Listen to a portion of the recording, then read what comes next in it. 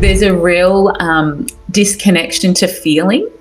And so when we're looking at the womb space, we need to learn how to do that process. A lot of us actually don't have a process of how to do that. How do we connect to that area? How do we communicate with that area? You know, she's got literally consciousness. And so it's about really coming back to the simpleness of it and really reconnecting you with also your intuition as women. So that in itself has repressed a lot of anger. Because generationally, the patriarchy has never listened to women. Would childhood sexual abuse or, abuse in any age, I guess, would contribute to any of this, Tharshini? 100%. You know, the thing that saddens me the most when I started doing a lot of this womb work was how many people have gone through sexual abuse. How many women have gone through sexual abuse with family members, parents, siblings? That was quite astonishing for me. And even in the work that I do, because obviously I treat a whole variety of different cultures, but some of the worst sexual abuse that I've seen is being Indian and Sri Lankan culture. There was two options were given to me. I'm talking about like 5-10 years before, right? So the two options were either you take an oral contraceptive or you can have the device. So that says because the flow was going to stop, it's going to diminish the pain. Remember, there's a lot of money in this. Endometriosis can cause up to 50% of infertility.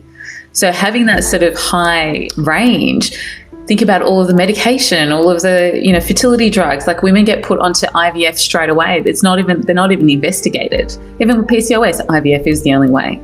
That's a lot of sadness for me that women are being told like this because, again, they're not actually checking the whole woman, the whole symptoms, everything that she's experiencing on a physical, mental, spiritual level. We need to look at the whole person, not just specific parts of her and dissect her. Is it something, the emotional aspect that they have been carried from generations? Is it anything associated with that, the physical pain and the emotions? Is it connected or is it independent of each other? Just to get like a sort of a whole picture, I think sometimes we focus, like women will go just the spiritual route or they'll go the doctor route, and they're not really combining everything, and so they're only getting a small amount of information.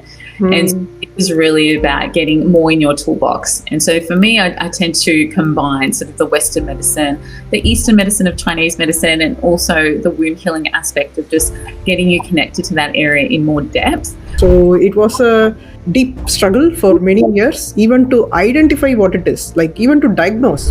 We now know in scientific research that menstrual blood cells, they hold stem cells. They hold proteins not found anywhere in the body. It can literally regenerate heart cells and brain cells. It's just absolutely incredible. How could that part of us be so dirty? The more we can commune with our blood and look at our blood, feel our blood, see what that looks like, it's holding so many messages for you. I connect to my blood in a really beautiful ritual. Every month I'll do a ritual. And that allows me to finally release everything that I've gone through that month. If I've gone through pain, emotions, anything that's been repressed in my body, maybe it's even ancestral. Sometimes a memory might even pop up.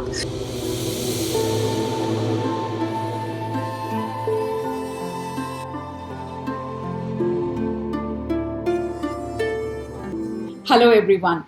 Welcome to our Wellbeing in Me podcast. Myself and my co-host Meena, we are so proud to have Dr. Tharshini today with us, who speaks about Chinese, traditional Chinese medicine combined with acupuncture, and especially we are focusing on pelvic womb health combined with energy and spiritual healing.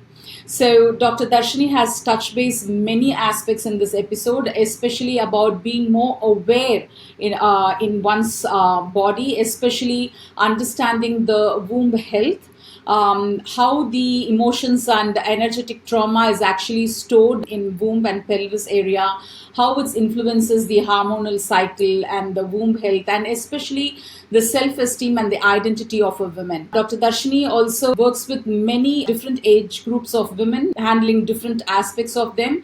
And so her insights on this womb healing has been so profound for myself and for my co-host Meena as well. And I believe And I strongly believe this particular episode is going to be eye-opening for many of you who are listening to this.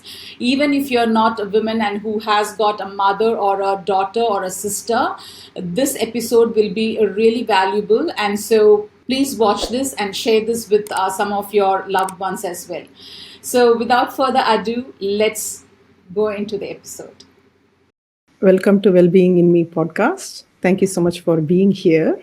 So to start with, what is womb healing? Let's start with the basics. Yeah, sure. So for me, womb healing, the way I do it anyway, is I do it through light language.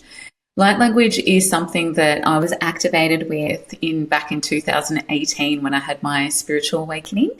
And during that awakening, I started to actually speak up to 10 different light languages. So it was quite an intense experience, but it allowed me to actually see inside the human body. And one of the biggest messages that I received from Spirit was that you're here to help raise the consciousness of women's wombs. And it was already an area that I was working in as a Chinese medicine doctor, working in sort of the hormone, fertility, perimenopause, menopause area. So it wasn't a hard transition to bringing the healing modality into that. And when we sort of work with light language, we're really going into the depth and looking at the womb in a 5-dimensional awareness. So I'm looking through the tissue, I'm looking through the fascia, I'm looking through the ovaries, I'm looking through the whole structure of that whole pelvis and what's, inside it. And from there, we'll feel into any sort of stagnations, anything that's not moving freely, anything that's also carrying past life memories, trauma, anything from this life as well. So there's a lot that I can sort of feel into that space.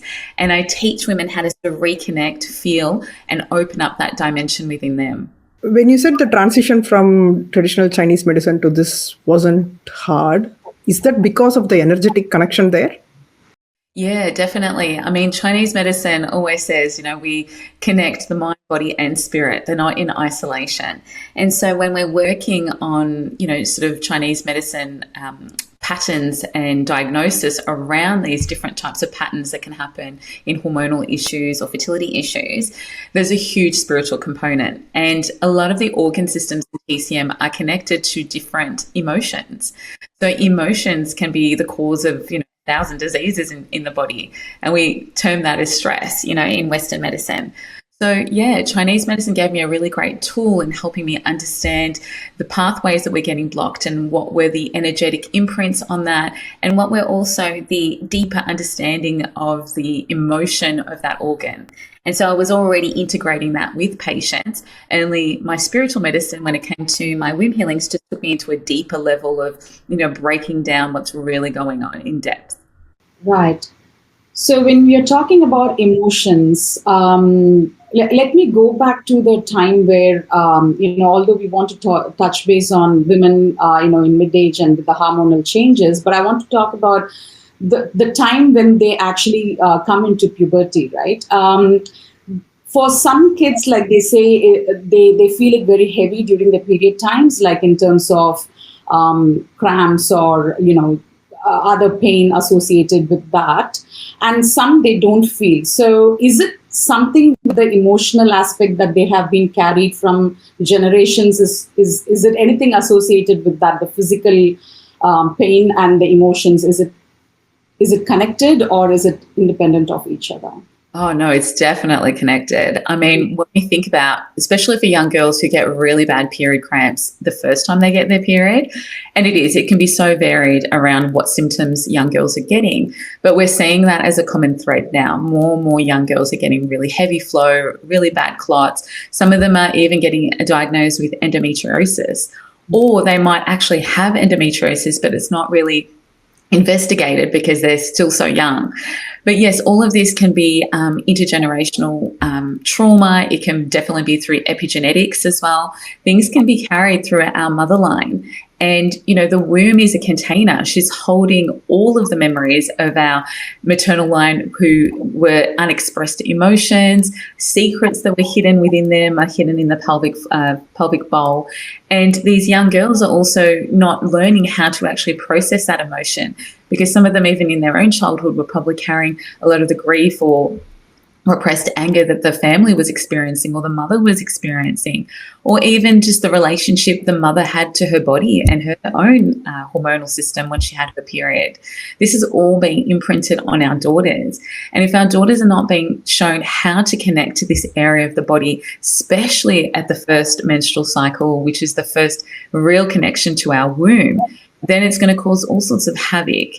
So there needs to be a lot better education around this, around what's going on. So you touched base one point of endometriosis, which I had got the adenomyosis and endometriosis. It's pretty much similar. And you mean, so for me, my personal experience is I never had any cramps or period pains as I was, in my teens or even as in mid-age, up until 30s, mid-30s. It just picked up after that. So is it because of the accumulated emotions that I haven't been processed, because I didn't know how to process back then? So do you think it would have developed, or is it a precondition, Dr. Tharshini? They do say it's genetic. So you might have actually had it, but it might have been really mild. It might have been in the superficial layers. And so as time has gone on, because it wasn't being able to be diagnosed, it then developed more and more and more. And that's when we can get to sort of stage 4 of endometriosis, where it can be very chronic, but it's also a systemic inflammatory condition. So if we think about, those times when you're in your 30s, maybe your diet got really bad. Maybe you were eating a lot more inflammatory foods that actually made that worse. So how we're also looking after our health makes a really big difference. We talk a lot around an inflammatory diet so that we can actually help with sort of the symptoms. And it's really hard because when you think about endometriosis, women get lots of different types of symptoms. No one is the same. And so if we're not getting severe pain, it's going to go undiagnosed. We're not going to think about it until later on when we're deciding to go through the fertility journey and so forth, and these things come up. So what were some of your symptoms that you experienced in your 30s? It's severe pain, during the period and sometimes even before the periods, the menstrual cycle. And I was in a point where I have to take sick leave because I wouldn't want to travel or do. It was, as you mentioned, I think over the period it went really chronic, with any pain suppressant, it didn't really work. And then the only option was to do hysterectomy. So, yeah. So that was my symptom. It was, it was bloating. It was a whole lot associated with that. But I didn't realize, and I believe the diet was major aspect as well as you're saying, I'm just reflecting back, okay, or maybe this is one of the aspects where it got aggravated. Now, for people who are going through, and as you mentioned, these are the symptoms or these are the conditions that we can see quite common in women. What do you think they can do to manage it or to even, to subside that totally? Great question. But first, I just want to touch base on the hysterectomy part. Just because women actually get a hysterectomy, it doesn't mean that the endometriosis is fully gone from the body. So that needs to be looked at, because it's been told that it's a reproductive issue, and it's not. It's a systemic inflammatory condition, which means that there could be these cells growing in different areas of the body. And a lot of the women don't actually get tested to see where else it could be growing, these endometrial-like cells, but they're not the same cells that grow in the endometrium. They can grow in, the bowels, which can be a really chronic issue for women with endometriosis, where they get a lot of bowel issues, SIBO, inflammatory conditions here. So a really good thing that should be done first is endomapping, where they can actually do transvaginal sort of ultrasound and also MRI to see where else the growth is. Otherwise, you're kind of going in there thinking that just by removing by getting a hysterectomy, it's going to completely get rid of the condition. But again, it's not. Yeah. So just wanted to sort of say that first. And so getting the right diagnosis means that we need to go see the right GP, the right doctor, the right OB, gynecologist, endocrinologist, we need to see people that are actually specialists in endometriosis, because a lot of people are not, and they're not actually, even when they're doing things like surgery, they're not cutting the whole thing out. There can be a lot of ablation that's done, which is the burning of the tissue, and that also creates more inflammation. So sometimes patients don't get that relief, or they get relief very temporarily before it grows back. Of course, there's no surgery that's going to resolve endometriosis completely, because there is no cure yet. But all we can really do is manage the symptoms. So bring down inflammation as much as possible, look at nutrition, have a really good doctor that you're working alongside with. Acupuncture can be also another great tool in endometriosis, seeing pelvic physios. Healings around that space to also work on the physical, mental, and spiritual levels is a really important thing. So you really need a team of people when we think about endometriosis, because your symptoms will change, so much over the years, and you might need something more than in other different stages. All right, that's a very insightful thing that I've heard about today. So definitely I'll work around that as well. So yeah, I think just symptoms is a great key to tell us, because a lot of women might go, oh, I've got a little bit of pain in the lungs, or I've got a little bit of pain here, but not really thinking it could be endo. So yeah, just really getting the right testing is really important. Finding someone that actually does endo mapping. So really having a look at some doctors that do it in your area or in your state. Actually, that is what I had done, because I also have got endometriosis, the variation of the adenomyosis, I guess. Yeah. And I have done this endo mapping and found it was the bowel endometriosis, and that's where it is. So it was a deep struggle for many years, even to identify what it is, like even to diagnose, because I think on an average, they say it is 7 years or something in a woman's life before it can be diagnosed. That's what I read somewhere as a stat. Yeah. So I think for me, it took even longer than that. And now with heading into menopause and perimenopause, I'm hoping it is going to slow down and it will, get better. And does it happen like that, Tharshini, or would it aggravate before it settles down? It's really dependent on each person. It's really hard to gauge. The fluctuation of hormones can sort of exacerbate and not. Adenomyosis, well, the endometrial-like cells are in the muscle layer of the uterus, but you're saying it was in the bowels? You were saying it was in the bowels as well? Yes, mine is in the bowels. Yeah. Adenomyosis can also be linked with endometriosis. There's a really high chance of you having endometriosis as well, right? It's like almost, I think it's like over 70%. Same with women who've got fibroids. Women develop fibroids, I see a lot in perimenopause, but really it's actually linked to endometriosis as well. So they might have actually had endometriosis too. That's a really high statistics as well. So it's really about getting the right investigation first. And then, yes, there is a lot that we can do around managing symptoms. But also, like I said, it's, seeing the right doctor, seeing the right healthcare provider, supplements, nutrition, herbal medicine, all of these things can work really well together as well. Working on your womb, really massaging that area and expressing the emotion that you've been carrying here. Because if the tissue is actually growing somewhere else in the body, why is it growing like that? Why is it not releasing from where it needs to be? So there's something going on in your body where you're not actually dealing with something. Right? And usually there'll be an a repression of rage, repression of the grief, sorrow, sadness. I've even seen women when I've treated them and we're working on endometriosis or fibroids, they actually then start to see a memory come out of that area or out of the fibroid. And then they'll be like, oh, wow, I did go through a really hard relationship that ended a few years ago. And yes, I did get fibroids around that time, or I did get this sort of condition flare up at that time. So a lot of things in our life can also increase that inflammatory response because it's a high stress response that's happening in the body on our mind, body and spirit level.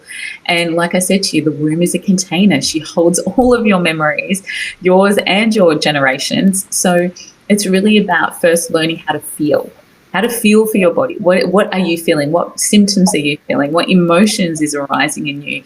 Are you allowing yourself to actually slow down to feel? Or Are you able to even ask for support and ask for help? What boundaries are also being crossed or not supported? There's a lot going on here. It's not just sort of like a small one thing. Yeah, it can be very complicated. Yeah. Yeah, definitely. I think that is where flower therapy and forest bathing and energy healing helped me a lot, from where I was to where I am now. Definitely, yes. So, with what you are suggesting is it has to be addressed on a multi-dimensional approach, physical, emotional, spiritual, and that is how. Yeah, okay. Yeah, I guess indirectly I have done that, but probably I need some more healing. That's where I'll be coming to see you. Tharshini. Yeah. Yeah. Definitely. I think it'll be really good for you, definitely. And just to get like a sort of a whole picture, I think sometimes we focus, like women will go just the spiritual route or they'll go the doctor route, and they're not really combining everything. And so they're only getting a small amount of information. And so it is really about getting more in your toolbox. And so for me, I tend to combine sort of the Western medicine, the Eastern medicine of Chinese medicine, and also the womb healing aspect of just getting you connected to that area in more depth, because you're going to find more comfort in that. When we're thinking about sort of endometriosis, adenomyosis, PCOS even, there's a real disconnection to feeling. And so when we're looking at the womb space, we need to learn how to do that process. A lot of us actually don't have a process of how to do that. How do we connect to that area? How do we communicate with that area? She's got literally consciousness. And so it's about really coming back to the simpleness of it and really reconnecting you with also your intuition as women. Because through the process of going through endometriosis or adenomyosis or even PCOS, it's taken a really long time for you to be heard, to be taken seriously. So that in itself has repressed a lot of anger, because generationally the patriarchy has never listened to women, right? So, if there was a condition when it came to the penis and they were getting some growth and couldn't have sex, there would be a cure within, within a year. But for women, we still don't have a cure.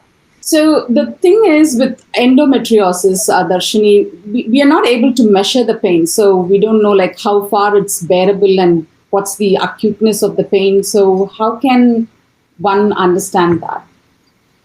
It's really about being able to measure the quality of life for a woman. So we shouldn't be getting actually chronic pain when we have our period. That's usually showing us that there's an imbalance with our hormonal system and with our bodies. When it comes to Chinese medicine, we say that the period should be into a full flow. Like it shouldn't be getting these cramps, severe. We might have a bit of distension, maybe slight pain, but it shouldn't be chronic. And when we do go to the doctors and we say we're in pain, they can't measure that. There's no measurement for pain. So then that's why women feel really lost when they leave and not get any sort of support and understanding. But endometriosis is actually the top 5 ranking of the most pain that someone will experience. So if it's in that top 5, that's telling you something with that statement in itself. And so we really need to be able to listen to our bodies around what is actually happening. So our intuition really plays a part. And also when we're going to the doctors, we need to be we need to be giving the right information. So really keeping a log of your symptoms. So writing down, when are you getting the pain? Is it just when you're coming into your period a couple of days before, or are you getting it as well during ovulation, or are you getting it like throughout your whole cycle?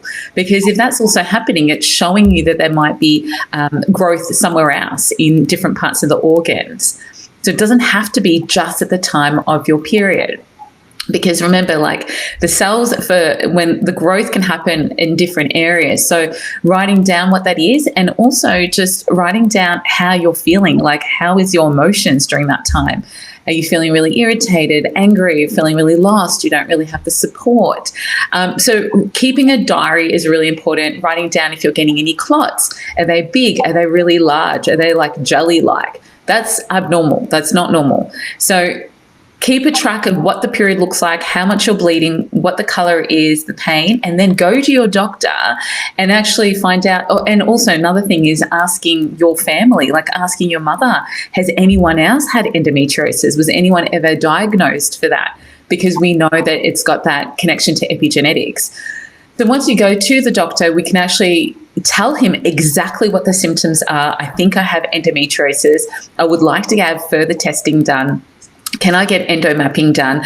Are you the provider that's the right doctor for this? Or do you know a specialist who, is an endocrinologist who specializes in endometriosis and who does surgeries in that area as well? Because again, you're going to have very different surgeons that are going to miss all of the tissue if they're not actually specialized in this area. And then from there, it's like, okay, so then what do we do after that? What are the action steps if I do come, and I do have endometriosis? So have like a real structure around what you're going to say to your doctor so that you can actually walk away and feel like you've been heard. Because like I say, a lot of the time when women come and see me, they've been misdiagnosed, and sometimes they're not diagnosed for like 7 to 10 years, sometimes even 15 years, and they don't know. Or sometimes when they're going through the fertility journey, very late in the journey, they start to realize, okay, well, maybe I can't have a normal pregnancy, and what's going on with that? Or maybe if you've got, maybe it's actually in the ovary and then they cut that out. And then you're not actually, producing enough AHM, or you can't actually then have babies. So we've got to be really well informed as women to find out what's going on. And then from there, there's a huge intuitive component to that, because a lot of us don't know how to listen to our bodies, how to connect to that. So when we're not really connecting to our feminine energy, it causes a host of problems, because the feminine is the yin in Chinese medicine, which is the blood, it's the fluids, it's the deepest, darkest part of you. And when we're going through endometriosis, adenomyosis, PCOS, it's kind of like you're being initiated into the pain. It's your time to go into the darkness, into the soil, the darkness of your pain, your emotions, everything that you've held in your body. And your womb is giving you an opportunity to go, hey, I've been trying to communicate with you for ages, but you're not listening. Because we're living in a world where we're go, go, go. Women are having to, get their career, look after the children, provide. And sometimes they're not in supportive partnerships where the partner is stepping up as well and supporting her. Or we don't know how to ask for that because we're just being told to follow the rule around what a woman is supposed to be in a household, because that's how we were raised by our mothers and grandmothers.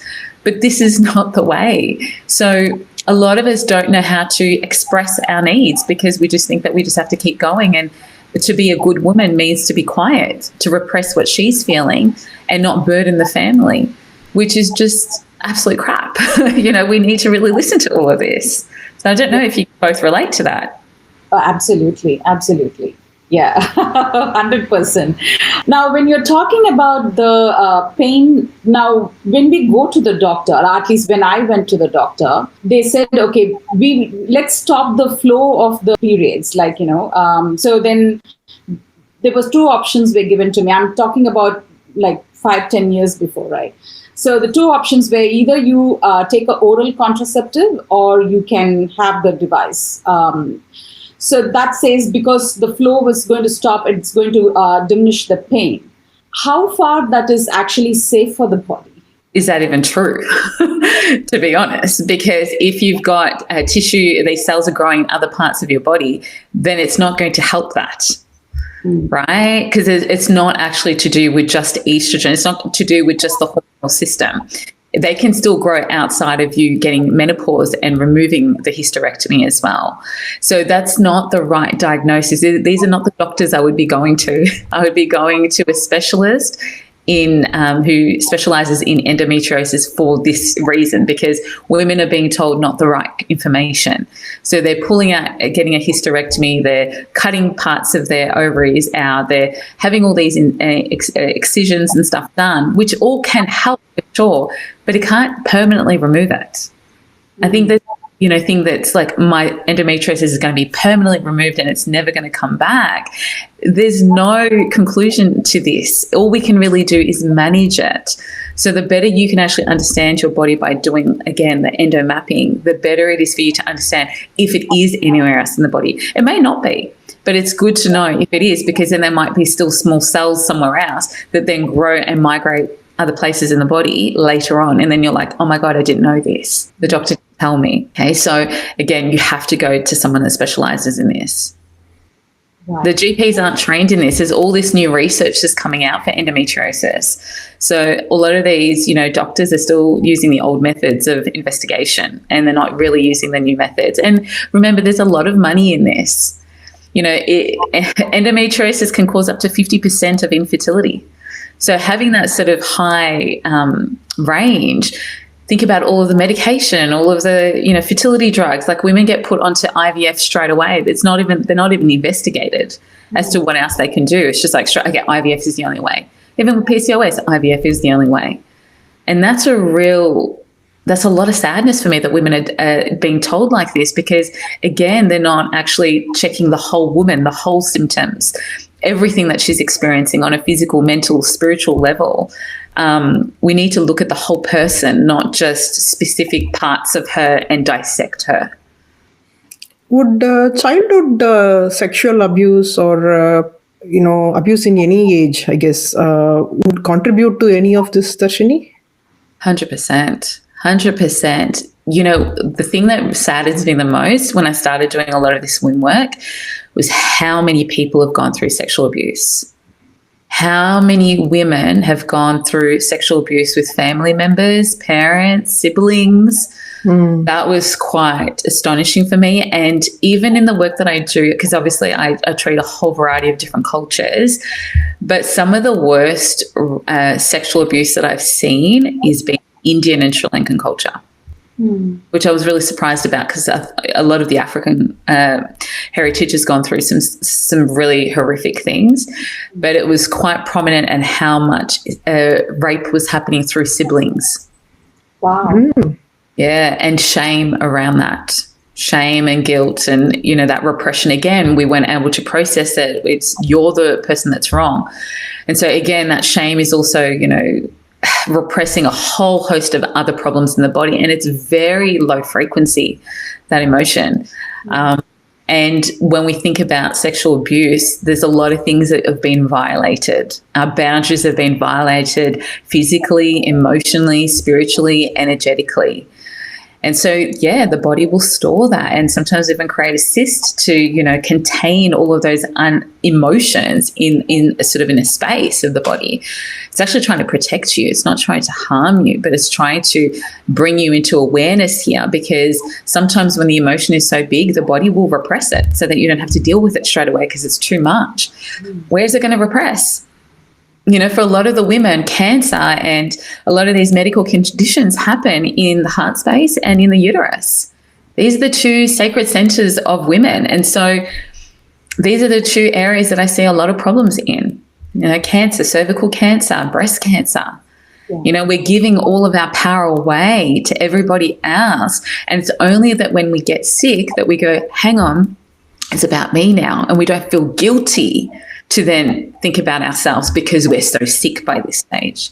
But we don't want to get to that level, right? So as we go into the darkness of the womb, and I understand that it can be very painful for a lot of women, for me, it's about coming back into this area as a sacred temple, as a sacred space.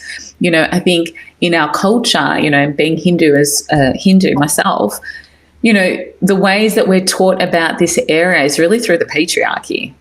We're not allowed to go into temples if we're bleeding. She's dirty, it's looked at as not this spiritual, amazing, potent, powerful thing. And we now know in scientific research that menstrual blood cells, they hold stem cells. They hold proteins not found anywhere in the body. It can literally regenerate heart cells and brain cells. It's just absolutely incredible. How could that part of us be so dirty? It literally creates life. And the more we can commune with our blood and look at our blood, feel our blood, see what that looks like, it's holding so many messages for you. I connect to my blood in a really beautiful ritual. Every month I'll do a ritual. And that allows me to finally release everything that I've gone through that month. If I've gone through pain, emotions, anything that's been repressed in my body, maybe it's even ancestral. Sometimes a memory might even pop up. I really allow myself to, when I bleed, I might get a cup and have a couple of drops or a little bit sort of run into this cup, and then I'll mix it with water in a bucket and pour it back to my plants. And I'll commune with my plants, telling them, thank you to the earth for holding me, for creating stability, for providing the landscapes that brings peace into my heart every time I look outside, for the food that she generates for us that feeds my body to grow into this life. The period blood is the only blood that's not, bled through war, that the blood hasn't been shed through war onto our lands. And menstrual blood is something, as women, if we gave that back to the earth, she would regenerate the earth. She knows that blood. It has so much information for life. And it allows you to reconnect with the earth in a much deeper way, because the womb's portal opens up to the earth and opens up to the cosmos. That's how souls of babies can even enter this area and grow. There's a massive, powerful portal here that's not honored and in its sacredness. And I think even in meditation, when we talk about the sacral chakra and the root chakra and the base chakras, we just don't give it much importance. Like, okay, yes, they're for survival, but yes, we need to harmonize this because it rules our life. However, your heart, your third eye, your crown is the place that you want to go to. But we need to descend. And when we descend, our third eye will commune with our womb space and allow us to see the truth through our inner vision, through our inner portal, which is what Chinese medicine is about. Like when we think about the liver organ in Chinese medicine, it holds this hun. The spirit of the hun is the soul, and it connects to our inner vision, our guidance system, to see forward our purpose, our destiny, where we're going in life. Are we creating the right plan? I mean, are we someone that plans really well in our life, but there's no follow through? Which is part of the gallbladder. It's decisive action. It's courage. Core means heart, whole heart, to have the courage to follow your whole heart. And so these organs also play a role because the liver meridian actually wraps around the genitalia. And so that's why the liver organ, when we let go of our blood, it lets go of all of our emotions, all of our rage, all of our anger, our PMS symptoms that women experience every month. So there's a lot going on underneath the surface. And if we can't see that this body, this technology, this system holds so much information, and it holds your whole life experience, not from just this life, but from your past, from your generations, from all of your future possibilities, from all different dimensions that you can connect to from just this tool. And yet we're not told how to use it. And we're going outside of our bodies to find the information. We're going to these doctors, we're listening to people, and then women feel like, it doesn't feel right. They'll have this intuitive feeling like, I don't think that felt right, or they didn't listen to me. And they're going against that because they've put all of their power towards the patriarchy and the people in these systems guiding them. But a woman's intuition is so much more profound than that. And they'll really only fully experience that in motherhood, when they just know something's wrong with their child and they know something that doesn't make any sense to anyone else, but there's something else within them that actually knows and understands life because they grew them inside them, right? Just like this level of intuition, it lives within you every single day.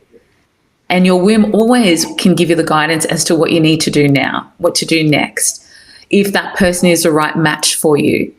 If that was maybe that was part of the information, but maybe you need to find something else. Like, we need to commune with that area every day. Just like you brush your teeth, it should be a space as women that we talk to every single day when we wake up in the morning. How are you feeling? How are you connecting? What is your message for me? What are you holding? What boundaries were crossed this week that you kind of pushed down and said it's okay, but really it's pissed you off? Right? What are these unmet needs? What are the needs that were unmet as a child from your own mother? Was she there, or did you have to grow up really quickly, which can happen in PCOS? They've got more male sex hormones and androgens and insulin resistance. A lot of this stuff is about them not wanting to step into their feminine, not feeling safe enough to step into their feminine energy. And they've had to be in their masculine in order to help and support the family. And sometimes they had to grow up too quickly because the mother couldn't meet their needs. They had to mother themselves. So there's a lot more psychological issues actually going on underneath the surface than just a condition that's been told to us. But again, it's the whole picture. We need Western medicine, we need Eastern medicine, and we need the intuitive medicine as well of our bodies. Wow. what you shared now was full of gems, and I was thinking, why is this not taught in school? Why did we not grow up with this wisdom? As especially for as a girl, when you enter into puberty and get through the hormonal cycle, or knowing all this will empower women from a young age. And I think that is seriously missing in the society. Maybe you should start a school on this, Tharshini. Yeah, I mean, look, for a little while I was doing little workshops for young girls as well as they get their first period, because this is your first connection to your womb. And even in our culture, like being Hindu, being Tamil, that was celebrated. As soon as we got my period, there was a samati. We, got dressed up. We were, they did all these beautiful rituals. But my mum couldn't even tell me or explain to me in depth what those rituals meant. It wasn't until I was older that I actually found out and did my own research into why each processes was done. Why are they pouring water on me? Why are they pouring milk? Why am I covered in turmeric? These are really beautiful explanations later on if we can actually understand what's going on. But women don't even know themselves. Mothers don't even know themselves. But again, it's just understanding that as young girls, that first bleed is going to be one of the most powerful things that happens to her. And she's going to be in the biggest shock of her life, because it's going to be the scariest thing that she's going to experience if she has not been fully educated by her mother. And the school system is only going to teach it to you from a Western medicine perspective, hormonally what's going on. But we know that the period is just so much more than just a hormonal thing. It's an emotional experience. That's what can scare us and cause problems. And so if we can come into understanding that this period blood is information, it's a beautiful process that holds so much information, so much intuition, so much just magic. And teaching a young girl how to connect to the womb, how to talk to that space, how to ask the body, how am I feeling? What's going on? You're actually teaching her self-awareness around her own body-informed understanding consent and also understanding what's happening. And as a mother, if you're a mother, you need to know this yourself. And a lot of time you can't teach that because you haven't been taught about period cycles. So there needs to be a mother-daughter connection. I feel like that's where the education needs to be, where the mother and daughter can come in and do these types of women's circles and things where we can actually honour both of them and the lineage and teach them how to go through this transition, because women need support through every transition of their life. Period cycles will be the first one. Then motherhood will be the next one. And that's another whole, change of identity as well. Then it will be perimenopause and then going into postmenopause. These are major life changes and transitions, and so much happens with our bodies as women. There's a reason why we decided to come onto this planet and be a woman in this lifetime, right? And a lot of us are denying that aspect, going, I don't want to be a woman. I want to keep working like a man. And we're not supposed to. Our bodies were not wired in that way. We were cyclical. So how are you then working with the cycles of nature? Even in Chinese medicine, we say every single organ is connected to a season. And a lot of people are trying to act like summer in winter. They're trying to act like they have so much energy going 100 miles an hour. And winter time is really about rest. It's about going deep. It's actually about going into all of your darkness and what you've been hiding here. And the period cycle is very much a reflection of winter, when we really need to do the inner processing. The inner alchemy can happen here. The transformation can happen. And it's not always going to be pretty. But if you actually sit with it, that's where the light is. I've had experiences within my womb where I've had cysts that kept coming out of my womb and disappearing, and it was causing chronic pain for me. I was going to doctors and no one could see it. It would come and disappear. And I understood it was all of the ancestry pain, intergenerational trauma that I'd gone through. And I had done already a lot of work with my womb.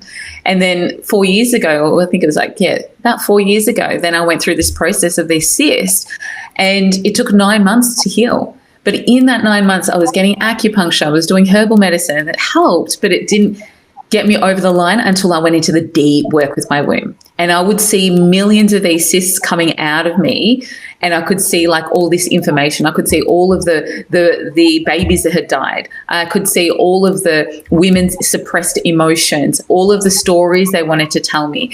And I was just honoring that as I was like shedding and letting go and processing. And that's when I was able to really transform my own womb. So women have to not be afraid to go into the darkness. And sometimes if they are afraid, it's good to have that support, someone that can actually guide you into this space, because it's like learning a new language. It really is. But once you know it, the number one comment that I get from women is, I wish I had known this sooner. Why was this not taught to us? Yeah, this is our birthright to know this. That's right. So with what you explained, Tharshini, when you even mentioned about PCOS, where women are not wanting to step into their feminine, immediately I'm thinking, is that why they develop facial hair? Is there a link like that? 100%. It's more male hormones, right? It's more testosterone. And it's insulin resistance as well. So they're holding on to weight. So they're holding. Their body can't actually let go.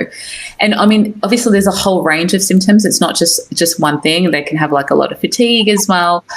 So we've got to really work out what their symptoms are first. But a lot of it is really common. Like sometimes they'll have quite a lot of fluid-filled sacs as well, follicles, on their ovaries. So why is the body going into excess like that from the masculine energy, right? Why is it needing to protect at that level? Why are they not feeling safe in the feminine? What's caused that?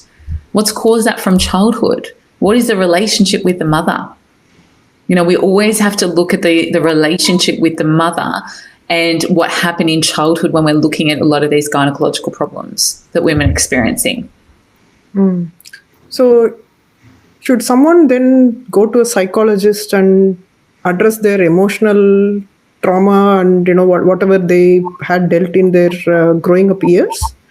100%. I mean, that will be amazing. That will still be really supportive.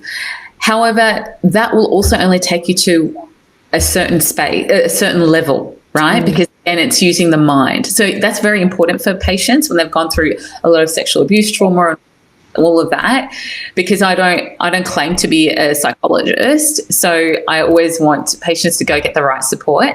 However, when they do come to me, it's almost like I bridge everything together and they get that breakthrough, because everything that they learnt on that psycho-emotional level, I'm then intertwining it with the body. And all I'm doing is asking questions to patients to make them think, to make them feel. And when you can ask the right question, it can actually take someone into a really deeper part of reflection and understanding. So sometimes we're just not asking the right questions. But again, once we do that and we drop down, we have to feel. Like the number one problem is that women are not feeling. Feeling is a body thing. You can do as much head stuff that you want around just psychology, but that's not going to teach you how to feel the body.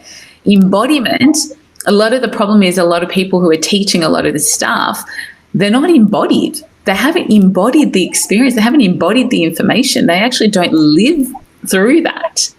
They just understand it on a logical basis. Like you can read something and go, yep, I'm really good at that just by reading it, but you haven't actually intertwined it into your life. You haven't shifted your behaviors and beliefs and systems. If you're in pain, if who you are behind closed doors tells you everything about who you are and how you're processing your life. If things are still disturbing you and you're still feeling pain and trauma, you have to go inwards into the body to feel it into your nervous system and how you've been able to, get into this contraction, which is why a lot of the time with endometriosis, a lot of people have pelvic pain, pelvic inflammation. And so we're in contraction, you're tight, everything is in pain, everything, your whole body is tense. So trying to relax and open is something that it needs to be learnt too. How to relax the pelvic floor, how to allow your body to become soft so that chi and blood can flow through with more ease. The more we open and we surrender, why surrender is so important is because we move into a state of flow. If we're in a state of flow, everything can move through us. The resistance gets unblocked. Chi and blood starts to get unblocked. If it doesn't, then it's just going to create disease. And so we say in Chinese medicine, it causes blood stagnation, which is pain, which is sort of endometriosis. Obviously, it has lots of different patterns. You might have chi deficiency, you might have dampness, you might have heat, cold, all sorts of stuff. But ultimately, it's blood stasis. So it's stuck. Everything is stuck in the body, and we want movement. I'm not too sure whether this question is very relevant to what we are discussing, but as you're talking about free flow and movement, Darshini, for someone who's experiencing constipation from their childhood, has it got any link with the womb? Well, yeah, because if you think about it, you've got to understand that one thing that people forget is that they think that all problems with the womb just needs to be the womb. No. What I'm saying to you is the womb is the origin of life. So you can have problems with the womb, but it can be in different areas of your body that you're holding the trauma, like your heart, right? Your emotions. And so the thing is, when we think about constipation and digestion, when we came into this world, your mother was feeding you through your umbilical cord in the womb. How much was she being nourished? Was she being supported? Was she being loved through that process? How was her relationship with dad? Because that's going to impact the way that you're nourished inside the womb and the way that your mother can give to you. And then when you come out into the world, you were then nourished by her breast milk, which is an extension of blood. Right? Then you build your gut microbiome by building your digestion by the foods that you're eating through, pureed vegetables and so forth. But again, it's like teaching you how to digest life, digest your experiences, digest what's going out in the world as a kid. And so we know that digestion is something that's really weak for children when they first come into this world, right? That's why we build it slowly. And so then if you're moving through childhood and your mother is not present with you, maybe she's there, doing the school lunches and things like that, but if she's not present with you, helping you experience your emotions, what's happening or how you're feeling, that's going to impact the way that your digestion is.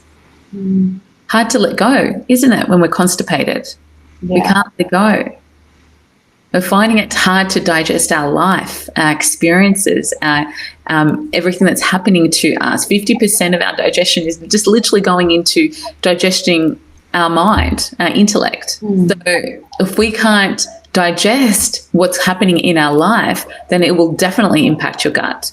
And growing up, it'll create a void in the belly of a lack of nourishment, because nourishment was something that we learned from our mother when we came into this world. She was the one that taught us about self-love. Everything when it comes to love, connection, respect, boundary, like all of this stuff around love, we learn from our mother. How she viewed herself is how we learn for ourselves.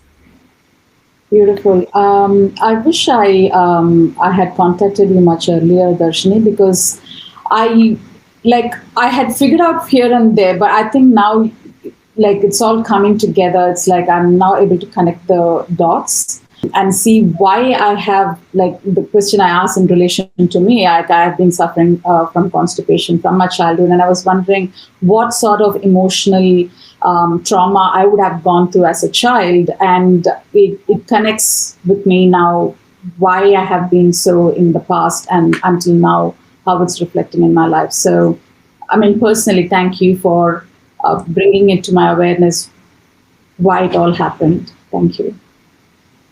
Thank you. It's when I work with women, especially with Chinese medicine, with acupuncture in particular, there are these 8 extra vessels that are built in utero before all of your organs are built, these pathways.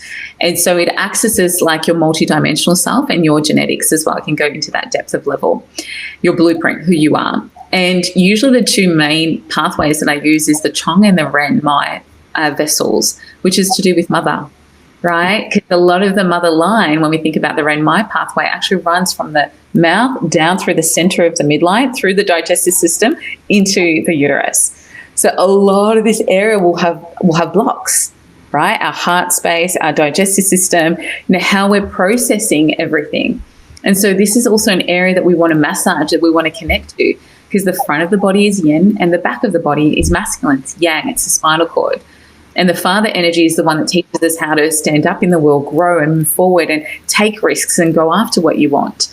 So what's happening now is that women are too much in the yang and not enough in the yin. And that's what's causing a lot of these, hormonal imbalances as well. Like, how big is it getting now? More and more women are getting hormonal problems. It's getting actually a lot worse. And yes, our environment, our diet, all these things have a correlation to it for sure. But our ability to process our life is getting worse. and we have so many more tools in our pockets. So what is going on? Yeah, and we need to, therefore, we can't separate from the body. More technology is coming through, AI is coming through. We're disengaging from our creative life force. We're using ChatGPT to find out all this information, but we're not using our own intuition to go into the body and figure it out. So we're actually losing ourselves in all of this process, and it's actually going to really affect humankind. So why I'm taking you back to the womb is because she is consciousness. And you can channel information through your womb heart that can give you everything that you need to know about life, that you don't need these computers, you don't need all this information. And the more information that's out there, the more confused you will become. You're trying to digest what everyone's saying, and does it resonate? Right? It's too much. We're just bombarded with so much information. So for me, it's not about me being your doctor or being your specialist or your healer or anything like that. All I'm doing is just teaching you how to remember. How to remember. Your womb remembers. She knows you. She knows everything. I'm just giving you the key to go, hey, this is the way in. And then you allow yourself to blossom through that experience of learning your story, understanding life through these processes, and actually taking you to the next level of your own evolution as women. Because as you approach perimenopause, there's another level of evolution that wants to open through you. And if you're heavily medicated with HRT and estrogen, progesterone, all the synthetic hormones, it's stopping your evolution, because in the suffering, that's how we can also evolve and transform. If we're suppressed with all of these synthetic medication, you're not getting the things that you asked to learn and master in this life on a very conscious level before you came into this world. You had a specific blueprint about what messages and experiences you needed to go through in order to advance as a soul. Yeah. And when I connect to my womb, I can literally connect to my multidimensional self. I'm able to travel and connect to all these different timelines and past lives. I can connect to my womb, and my period blood starts communicating with me, and I just start channeling. You know, I sometimes place my blood as a bindi in my third eye, and it opens up my third eye. Like, there's so much magic and so much journeying that can happen through our menstrual blood, through our womb space, that we're not accessing. You won't need the internet. You won't need TV if you actually start to realize what's living inside you. It's a beautiful sacred temple. That's amazing. But unfortunately, in mainstream, even when you spoke about HRT, that is the common approach for menopause, or endo, or any period or gyno related issues. Hormones seems to be the quick fix. Yeah, we don't want women to be in pain. Like, I don't ever say, hey, don't go on HRT, don't do this. Whatever the woman needs and feels that she needs, I will support her 100%. However, first, at least try the natural route to just see what's actually going on with your body, because if you start putting these synthetic hormones in you, it's going to be harder for you to feel. You're actually numbing yourself. And if you've already been numb most of your life, you're going to go to the next stage of that. So let's say someone has tried all that, naturopathy and Ayurveda, and a lot of healing, alternative healing, and it doesn't help. Then they end up in the HRT. Yeah, like, is that, like, that's the sequence in which they have to try? Like, there's no sequence. It's really like however you get initiated into pain, right? Everyone gets initiated in a different way. It's just about you listening to your body. Like, for me, it's about teaching you how to listen to what feels right for you. If you feel like you need surgery, if you need hormones, I'll always ask the woman, place your hand on your heart and womb. Is it a yes or no? You're going to get a strong yes or a strong no.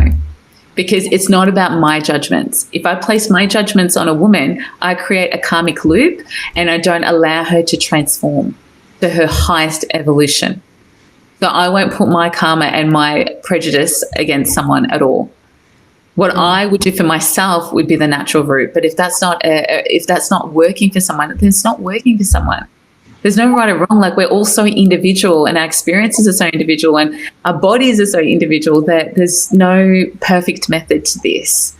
It's why it takes a team of people for you to investigate all these different aspects of self. all these different information that you can get from the right team of experts. Yeah. And then you feel into what feels right for you. Because we can always work with all of it. Just because you're on HIT doesn't mean I can't help you. I help plenty of women who are on medication, on IVF, like all sorts of stuff. That's fine. But all I'm saying is there's another level of evolution that wants to open up in you. So at least still keep working on that. Don't go on the medication and just stop that part of your nature. Still go inwards and connect to what else needs healing. Okay, because when we heal this, when we heal the womb, we heal generations, 7 generations back for our ancestors and 7 generations for the future children that are coming onto this planet. But to be honest, I think it even goes further back. From what I've seen, it can go much further back. And so that's really powerful. These children that are coming into this planet are wanting to do some amazing things. They don't want to be tied into all of this karmic bondage that we've created for ourselves. And we don't need to be tied into that. We can actually transform that within this lifetime because we have access to the multidimensional parts of our nature. There's no such thing as time. Time's not linear, right? Yeah. Yeah, definitely. I think this talking about multidimensional and how we can heal 7 generations before and after, and all of that, I think is very precious, and that needs to be taught to women. And even to get into the heart and the womb and to the lower chakras of our body. I think all of those things, there are a lot of beautiful takeaways from this session. So Tharshini, for people who are going through womb related issues, or where they want to commit to their full self and embrace their womanhood, even if they want to learn about all of this, how can they contact you? Yeah, sure. So a lot of my work is actually through Instagram. So you can actually look at me through Instagram. It's Dr._Tharshini. Also, you can go through my website, which is www.drtharshini.com, and also through my email, which is info@drtharshini.com. So nice and simple. It's got my name. And I also have like 4 online workshops. So you can actually there's 4 parts to healing the womb and the pelvic floor. And I take you through different exercises. I bridge TCM. I do Qigong, belly dancing. And also we take you through womb shamanic journey down through your womb. And I do light language activations to help heal that space. So there's 4 activations. And then we go through also into feeling the tissue inside your yoni, feeling for the structures, learning about what you're holding and what emotions are trapped here, and then again going into these journeys. So they're really good for those of you who are international and who want to do a bit more depth work but can't get to me.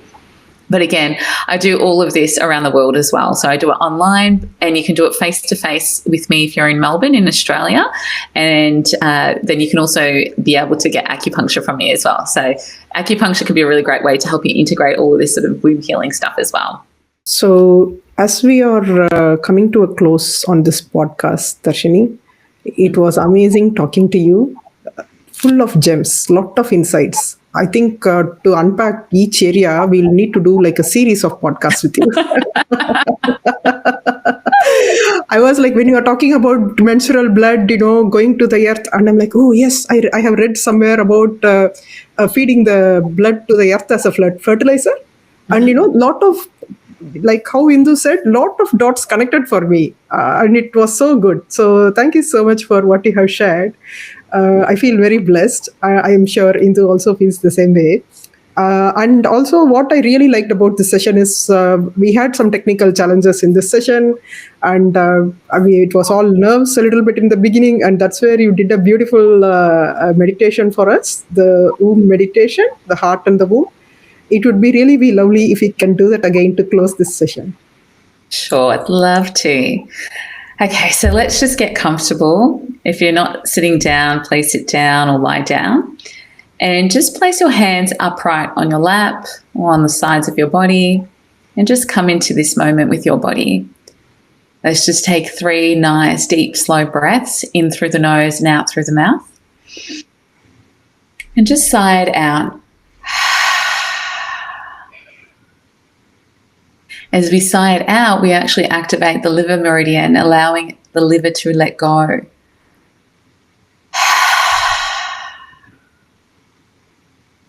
Last breath, breathing in into your belly, all the way out. And then just placing one hand on your womb space and one hand on your heart.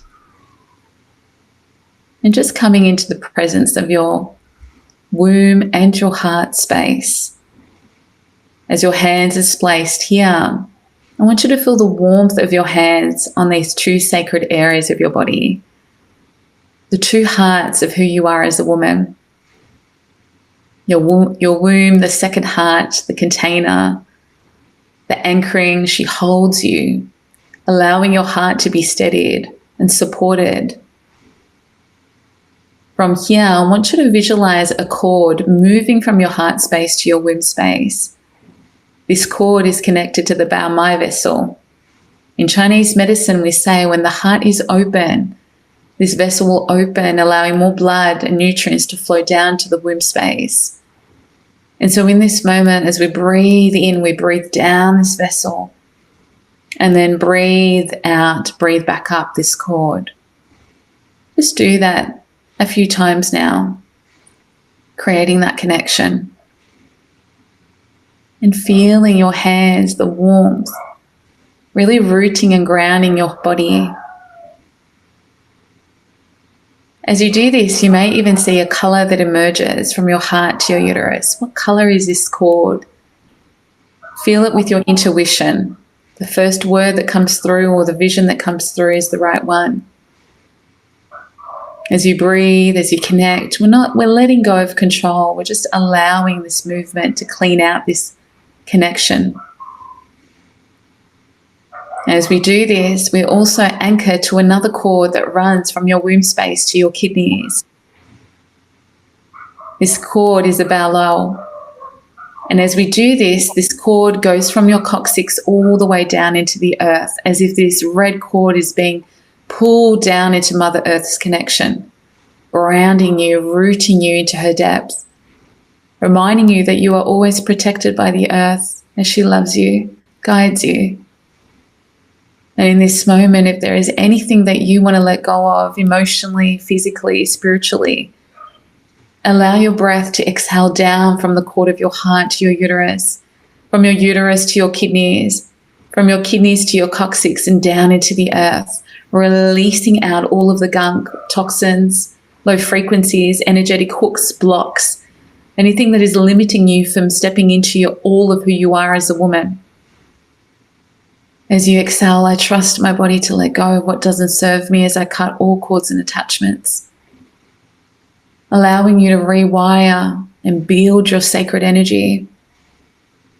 Feel the grounding, the stability, the safety coming into your body.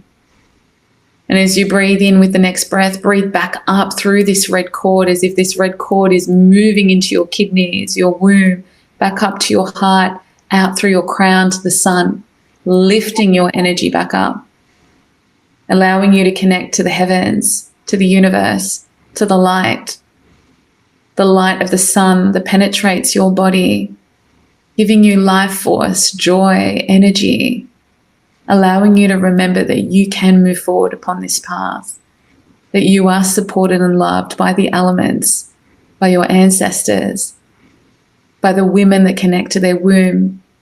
As each woman connects to the womb, we all connect to each other. In this moment, I want to say I love you to each one of you, and to all of your wombs, I give you a gentle hug. It is powerful to be a woman.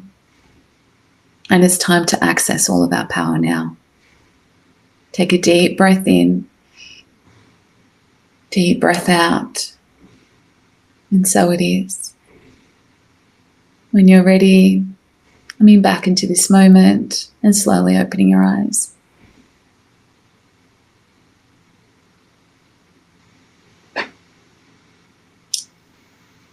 That was beautiful. Although I know it's not recording, but I have to sincerely thank you, Tharshini, for touching base many subjects where even as women, I'll be 50 next year, But then I didn't realize many things being a woman, like how much pride we should be and what are the things we need to be, listening to our bodies, and especially with the, like, I think in general, it's not just with the womb healing, like, just being proud of who we are. Although I have learned logically or even through NLP, but I think this was really, I don't know how to say this. I couldn't find any apt words, but it has created something in me, which is pleasant. So thank you. Thanks for being here with us today. Really honored. As Amina mentioned, like, there were many things. As I think it's nothing wrong even to have it as a series, because there's so much one need to explore. And what you have touched base is the overview of what the actual core message is. I even wanted to ask about when someone, because this is not my personal experience, but one of my friend's sister had gone through as a marital rape. She is like, now she's separated and all that, but we think logically that would be the response to whatever has happened in their life. But how one needs to go, as you mentioned, like, most of the rape happens in the Indian and the Sri Lankan society, and she's from India, but and this can happen in any culture as well. But as a woman, how she needs to protect herself from all these things, because I'm also thinking, when a child is born, so now when my son, like, say in the near future, and even Mina's son, like, we have both of similar age group kids, like they are 24 and 25.